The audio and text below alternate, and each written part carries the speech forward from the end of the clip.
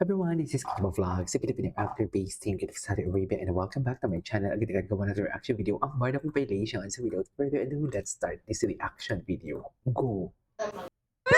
Pero bakit kailangan kapag love team magjowa kayo, no?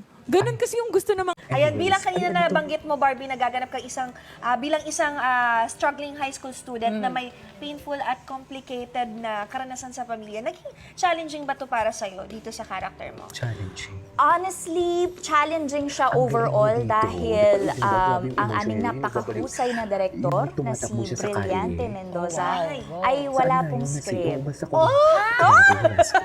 Opo, wala po kaming script. So, parang sa briefing, pelikula. the whole movie? Yes, opo. So, parang puro outline lang. Yes. Bullet Ikukwento points. niya ko, nasa set na kami, o ganito yung mangyayari, bahala na kayo kung anong gusto niyong sabihin, ganyan. Wow! Uy, kakaibang experience yan. Yes. Alam mo, very Princess Sarah yung mga eksena. Sorry na-distract ako eh.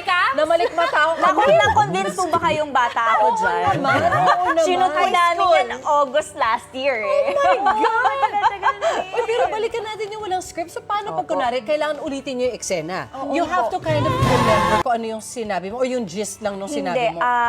one take lang po si Direk. Dahil ang explanation niya ho, kaya wala siyang script dahil gusto niya no acting talaga. Tsaka very raw ang reactions and emotions ng actors. Kasi tayo, bilang mga tao, hindi naman natin alam talaga yung mangyayari in the next 5 minutes, ganyan. So, gusto niya yung reaction mo habang nangyayari yung eksena, ganun din talaga yung mangyayari sa totoong buhay.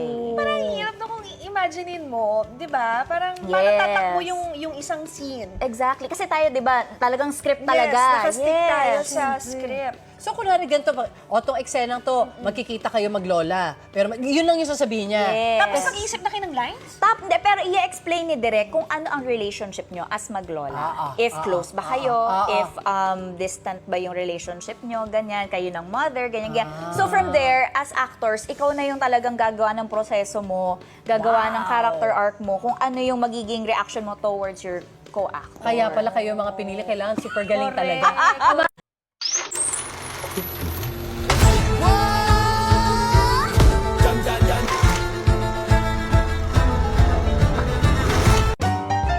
Your favorite child? Marimar, actually. Oo, tapos bumili din ako ng duster sa ukay-ukay na sira-sira din. Kasi si Marimar, di ba, sira-sira yung duster niya. Tapos pag nag-OBB na, pag nag-i-intro na si Marimar, sumasayaw din ako. Oh, sorry ka dyan. At saka nag-audition ako doon bilang young Marimar. Hindi lang ako nakuha kasi takot ako sa aso. Noong time na yon. So, yun. As a woman, ito yung Ay, kung ano what's paano yung this? red flags, ano yung hindi uubra sa'yo, ganyan. Red flags for Barbie Fortesa. Ay, hala. Hala, bakit naman ganun ang reaction? Red flags. Ikwento mo na yan, B. Basta siguro natutunan ko na kailangan nakabahan ako. Ay, Siguro don't settle for less. Na wag masyadong maging mabait, ganyan. Pag when you see that if you feel like it's not working, you address the problem right away. And don't let it pile up. Also, ngayon, mas nag-mature na rin ako. I'd like to believe na parang ina-acknowledge ko na din na ang red flag ko naman as a partner is that medyo may problema ako sa communication. Parang I don't communicate my feelings well. mm-mm. Kahit na medyo surprising and very expressive ka. Yes, usually. kasi hindi ako confrontational. Ayokong maging nagger. So parang Hindi siya nagger. I tend to keep Hindi everything pala to siya myself. nagger. Even if I notice that some things are parang hindi na ako agree. And then I eventually let it pile up. And then parang bigla na lang, ay, no na. Ganon. So, yun. 6 days a week, 7 days a week.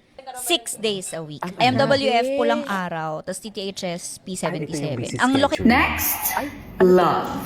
Ay, ito. Ay, bakit parang bitter? Bakit parang bitter sa love? Bakit bitter siya sa love? seryoso.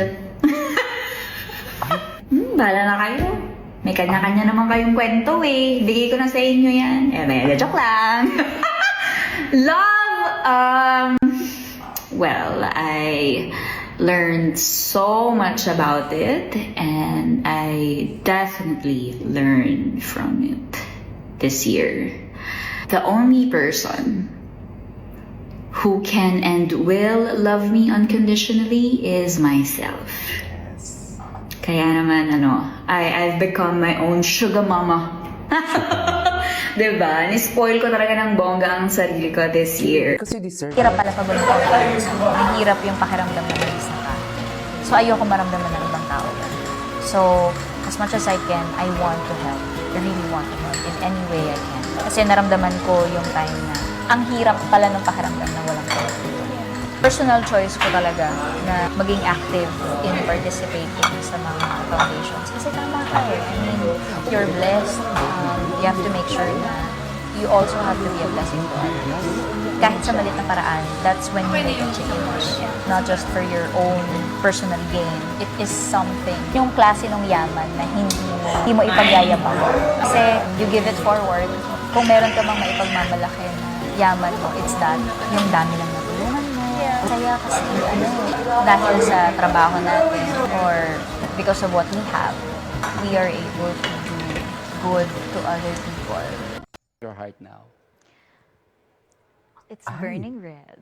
Ay, it's burning red. Kaya pala nakapuna ka sa sama ng mga kasalanan. Charis! Kasi nakakapag-me time ka and you discovered yourself after a while. Definitely, yes. I have, kumbaga parang, I know where to put my focus on now, especially on my free days. I look forward to them kasi ang dami kong gustong gawin. Gusto Marami kong kang sightings, wait lang. Pilates, Kasi may, sige. biglang may magte-text sa akin. Alam mo ba, nandito si Barbie sa coffee shop. Mag-isa lang siya. See? Sabi ko, hayaan mo siya. Hayaan mo siya. Time niya yan. Kaya niya Oo, yan. yeah. So you really do that. Yes, I do. Yan talaga Which you haven't done before. Oo. Well, kasi syempre, busy din. Tapos, ewan ko, siguro yung parang drive ko to really go out is hindi ganun ka lakas at the time. Pero parang at the beginning of this year, parang ang dami kong masyadong energy. Tapos hindi ko alam kung saan ko siya ilulugar. That's why I also discovered running. I tried Pilates. tennis, Pilates, ganyan. Parang ang dami kong masyadong good energy. Tapos hindi ko alam kung saan ko ilalagay. So, ang saya kasi it makes me productive. Na parang from a person na hindi morning person or hindi palalabas, talagang grabe yung naging change ng buhay ko since the beginning of this year. Parang lahat yon nawala. Mas outgoing ako ngayon, mas 2025 excited ako is to see outgoing people, to era. meet people, Diba? to Just do your glow. Papuntang things. Tagaytay. Thank you. So yeah, that is it for today's video. This is Kijibo Vlogs and see you on my next vlog. Bye!